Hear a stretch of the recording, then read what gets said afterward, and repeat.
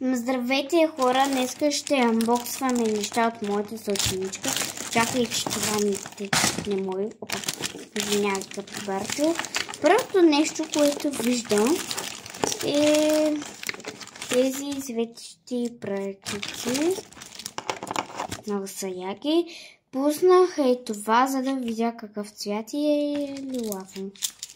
Сега продължавам. Едно е такова листче. Не е нищо особено.